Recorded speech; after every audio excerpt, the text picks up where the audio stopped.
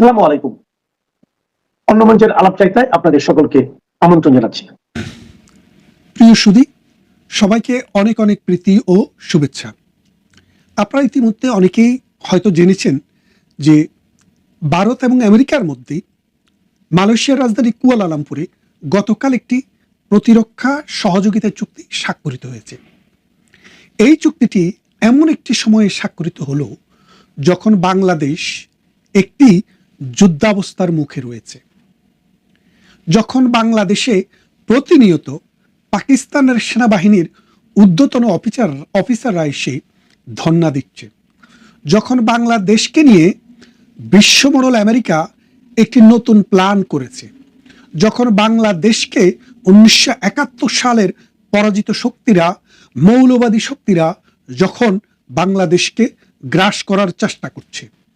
আজকে আমার এই ভিডিওতে আমি মূলত এই বিষয়টি আলোচনা করতে চাই যে ভারত এবং আমেরিকার মধ্যে প্রতিরক্ষা সহযোগিতা চুক্তিটির তাৎপর্য কি এবং বাংলাদেশে তার প্রভাব কি হতে পারে।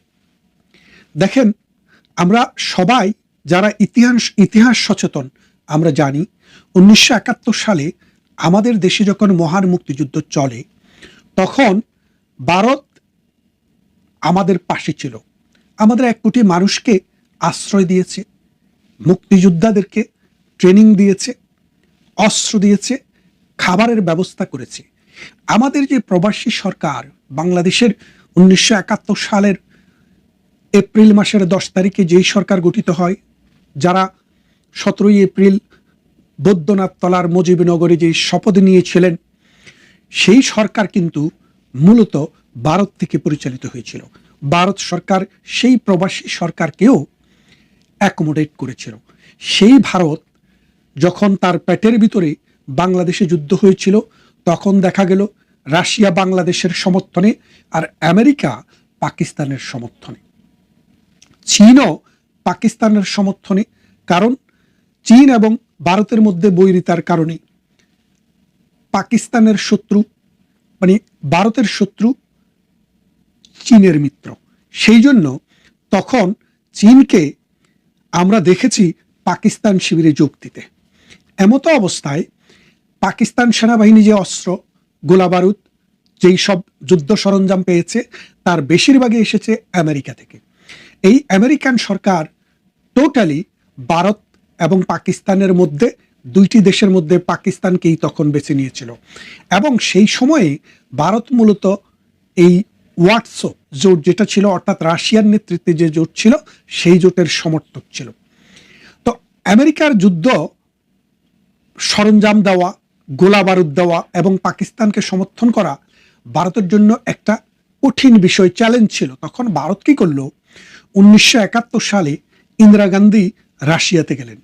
রাশিয়াতে গিয়ে ভারতের মধ্যে এবং রাশিয়ার মধ্যে একটি মৈত্রী চুক্তি করলেন। সেই মৈত্রী চুক্তির বিষয়টা ছিল যে ভারত যদি কোনো রাষ্ট্র দ্বারা আক্রান্ত হয়, অর্থাৎ ভারত যদি টেরিটোরিয়াল ইন্টিগ্রিটি নিয়ে যদি কোনো সমস্যায় পড়ে, ভারতের যে সীমারেখা, এই সীমারেখার ভিতরে যদি কোনো রাষ্ট্র যুদ্ধে জড়ায়, তাহলে রাশিয়া সরাসরি ভারতকে সহযোগিতা করবে, এমনকি সেনাবাহিনী দিয়ে যুদ্ধ করতেও প্রস্তুত থাকবে। এই চুক্তিটি হওয়ার পর ভারত সরাসরি বাংলাদেশকে স্বীকৃতি দেয় এবং বাংলাদেশের যে মুক্তিযোদ্ধাদের সাথে সরাসরি স্থল, নৌ এবং আকাশপথে যুদ্ধে অংশগ্রহণ করে। ভারত যখন যুদ্ধে অংশগ্রহণ করছিল, এরই আগে আমেরিকা কিন্তু তার 7ম নৌবহর বঙ্গোপসাগরে এসে নোঙ্গর করে পাকিস্তানি সেনাবাহিনীকে সহযোগিতা করার জন্য পাঠিয়েছিল। সেটি যখন আরব সাগরে আসে তখন ভারত এবং রাশিয়ার মধ্যে চুক্তিটি সম্পন্ন হয়। সেই চুক্তিটি সম্পন্ন হওয়ার পর আমেরিকা আর সাহস করে বঙ্গোপসাগরে আসতে পারেনি। অর্থাৎ আমেরিকা ওই আরব সাগরেই নোঙ্গর করে সেখান থেকে তার 7ম নৌবহর আমেরিকাতে ফিরিয়ে নেয়। কারণ তারা বুঝতে পেরেছিল এই যুদ্ধে ভারতের সাথে যেহেতু রাশিয়া আছে, সেই ক্ষেত্রে আমেরিকা যদি জড়িয়ে যায়, এত দূরে এসে চায়নাও তখন আর পাকিস্তানের সাথে থাকবে না, ওই রাশিয়ার সাথে আমেরিকাকে নিধন করার জন্য লেগে যাবে। তো ঠিক তেমনি ভারত এই সময়ে দেখলো যে এখন কার সাথে চুক্তি করলে ভারত বাংলাদেশের বিষয়ে সত্যিকারের একটা ভালো ডিসিশন নিতে পারবে। রাশিয়া এই মুহূর্তে কোণঠাসা হয়ে আছে বিশ্ব রাজনীতিতে, কারণ ইউক্রেনকে যখন রাশিয়া দখল করলো তখন পশ্চিমা শক্তি, বিশেষ করে ইউরোপিয়ান ইউনিয়ন এবং আমেরিকা সরাসরি রাশিয়ার বিরুদ্ধে যুদ্ধ ঘোষণা করেছে। যদিও তারা যুদ্ধে অংশগ্রহণ করছে না, বিলিয়ন বিলিয়ন ডলার এবং পাউন্ডের অর্থ, অস্ত্র এবং আধুনিক সরঞ্জাম দিয়ে সাহায্য করছে ইউক্রেনকে, যার কারণে রাশিয়া লক্ষ লক্ষ সৈনিক হারিয়েছে এবং প্রতিনিয়ত হারাচ্ছে। রাশিয়ার ভিতরে গিয়ে পর্যন্ত আক্রমণ চালানো হয়েছে। এমতো অবস্থায় রাশিয়ার সাথে চুক্তি করে কোনো রকমের ফায়দা পাওয়া যাবে বলে ভারত মনে করেনি, এবং এর ফলে যেটা হয়েছে, ভারত চিন্তা করেছে মানে তাদেরকেই ধরতে হবে যাদের মাধ্যমে পুরো বিশ্ব এখন ডিস্টাবিলাইজ হচ্ছে। সেই জন্য ভারত তার ট্রেডিশনাল যে মিত্র রাশিয়াকে বাদ দিয়ে আমেরিকার সাথে, রাজনাথ সিং আমেরিকার প্রতিরক্ষা মন্ত্রীর সাথে গতকাল কুয়ালালামপুরে মালয়েশিয়াতে এই চুক্তিটি স্বাক্ষর করলেন। এই চুক্তির মূল কথা হচ্ছে, ভারত তার প্রতিরক্ষা বিষয়ে তার কোনো অস্ত্রশস্ত্র যদি দরকার হয়, তার যদি বুদ্ধির দরকার হয়, তার যদি প্রযুক্তির দরকার হয়, তাহলে ভারতের সাথে আমেরিকা কোঅপারেট করবে। অন্যদিকে আমেরিকা কি চায়? আমেরিকা তো মধ্যপ্রাচ্যটা দখল করে রেখেছে, দক্ষিণ পূর্ব এশিয়াটাও দখল করতে চায়। এখন ভারতের কথা হচ্ছে, তুমি মধ্যপ্রাচ্য নিয়ে থাকো, তুমি ইউরোপ নিয়ে থাকো, আফ্রিকা নিয়ে থাকো, তুমি আমার এই দক্ষিণ পূর্ব এশিয়াতে, বিশেষ করে আমার বে অফ বেঙ্গলে হাত বাড়িও না। আমি তোমাকে মধ্যপ্রাচ্যে তোমার কোনো যুদ্ধ হলে আমি সহযোগিতা করব, দূর প্রাচ্যে তোমার কোনো যুদ্ধ হলে আমরা সহযোগিতা করব, এবং আমরা তোমাদের সাথে প্রতিরক্ষা কোঅপারেশন করব। এখন আমেরিকা কি দেখলো? আমেরিকা দেখলো যে আমেরিকার ট্রেডিশনাল বন্ধু ছিল এখানে পাকিস্তান। আপনারা জানেন যে প্রতি বছর পাকিস্তানকে আমেরিকা কোটি কোটি টাকা সহযোগিতা করত, প্রতিরক্ষা সহযোগিতা, অর্থনৈতিক সহযোগিতা এবং বিনিয়োগ সহযোগিতা আমেরিকা করত, যার বিনিময়ে তারা আফগানিস্তানটাকে দখল করার ক্ষেত্রে এই পাকিস্তানের সহযোগিতা পেয়েছিল। পরবর্তীতে প্রমাণিত হলো, যেই তালেবানের বিরুদ্ধে যুদ্ধ আমেরিকা করছে, ইউরোপ করছে, ব্রিটেন করছে, সেই তালেবানের বিরুদ্ধে যে যুদ্ধ ঘোষণা তারা করেছিল, সেই তালেবানকে পাকিস্তান নিজের ঘরে ট্রেনিং দিচ্ছে, অস্ত্র দিচ্ছে এবং খাইয়ে পরিয়ে ব্রিটিশ আমেরিকার বিরুদ্ধে যুদ্ধ করার জন্য তৈরি করেছে। তারপর আমেরিকা এবং আমেরিকা এবং পাকিস্তানের সম্পর্কটি টোটালি দোষে যায়। দোষে যাওয়ার পর যখন লাদেন ইস্যু আসে, এই ওসামা বিন লাদেনকে আমেরিকা খুঁজছে বহুদিন থেকে, এবং পাকিস্তান লাদেনকে কোনো রকমের স্পেস দিবে না, জায়গা দিবে না, এবং লাদেনকে খুঁজে পেতে সহযোগিতা করবে, এই সত্ত্বে আমেরিকার কাছ থেকে বিলিয়ন বিলিয়ন টাকা নিয়েছে। নেওয়ার পর লাদেনকে আমেরিকা আবিষ্কার করলো কোথায় গিয়ে?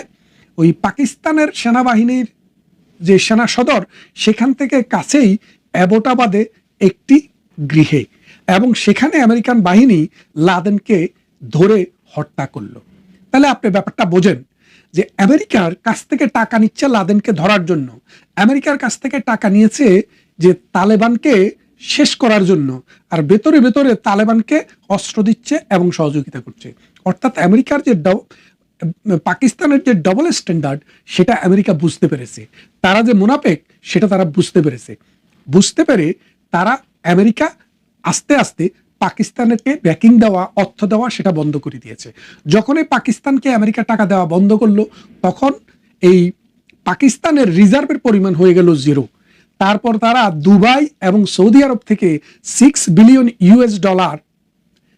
লোন করে তাদের ফরেন কারেন্সির রিজার্ভটা 6 বিলিয়নের রেখেছে। তার মানেটা কি? যে পাকিস্তানের সাথে পরীক্ষিতভাবে যে একটা রাজাকার শক্তি, পাকিস্তান যে পরীক্ষিতভাবে একটা মুনাফেক শক্তি, সেটা আমেরিকা দেখেছে। দেখার পর আস্তে আস্তে আমেরিকা শিফট করে ভারতের দিকে চলে গেছে। কেন চলে গেল? কারণ চায়না হচ্ছে আমেরিকার ভবিষ্যৎ কম্পিটিটর, আর চায়নার সাথে তো রাশিয়া রয়েছেই, নর্থ কোরিয়া রয়েছেই।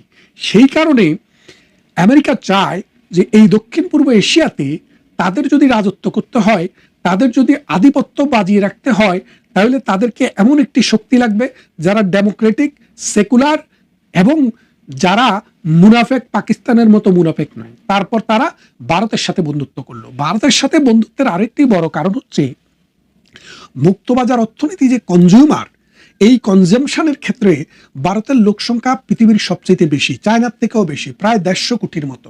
এই 150 কোটি জনসংখ্যার মধ্যে 30 থেকে 35 কোটি জনগণ হচ্ছে ধনী। তাহলে আপনি চিন্তা করে দেখেন, 30 থেকে 35 কোটি জনসংখ্যা আছে, 35 কোটি বা 38 কোটি, আপনি যদি 25% ধনী মানুষ ধরেন ভারতের টোটাল জনগোষ্ঠীর, সেই ক্ষেত্রে দেখবেন এটার পরিমাণ দাঁড়ায় প্রায় 37.5 কোটি। পৃথিবীতে একমাত্র চায়নাকে বাদ দিলে আর কোনো দেশে 37.5 কোটি বা 35 কোটি জনসংখ্যা নেই। ইভেন আমেরিকাতেও এই পরিমাণ জনসংখ্যা নেই। অর্থাৎ আমেরিকার টোটাল জনসংখ্যার সমান মানুষ ভারতের ধনী। তাহলে এখন আমেরিকার যে বড় বড় কোম্পানি, যারা মনে করেন যে পারফিউম তৈরি করে, যারা অস্ত্র তৈরি করে, যারা খাবারের দ্রব্য তৈরি করে, প্রাণী উৎপাদন করে, এই উৎপাদনকারী যারা কিনবে, তাদের মধ্যে ভারতের চাইতে বেশি কিনতে পারে এমন কোনো দেশ পৃথিবীতে নেই। চায়নাকে সেই বিশ্বাস তারা করতে পারে না, কারণ আমেরিকা যেটাই বানায়, চায়না সেটাকে আমাদের জিঞ্জিরা কোম্পানির মতো নকল করে তাদের মার্কেটে বানায়। সেই জন্য চায়নার সাথে সেই বন্ধুত্বটি, সেই মার্কেটটি কখনো আমেরিকা পাবে না। এমতো অবস্থায় আমেরিকার পক্ষে ভারতকে না বলা, ভারতের সাথে সম্পর্ক খারাপ করা কোনো রকমই সম্ভব নয়। কারণ একদিকে পৃথিবীর সবচেয়ে বড় বাজার হচ্ছে ভারত, দ্বিতীয় দিকে গণতান্ত্রিক দেশ, চায়নার শত্রু, সুতরাং পাকিস্তানেরও শত্রু, এদেরকেই আমেরিকা চায়। সেই জন্য শেষ পর্যন্ত বাংলাদেশের বিষয়টি ভারতের হাতে ছেড়ে দিয়েও ভারতের সাথে চুক্তি করার জন্য আমেরিকা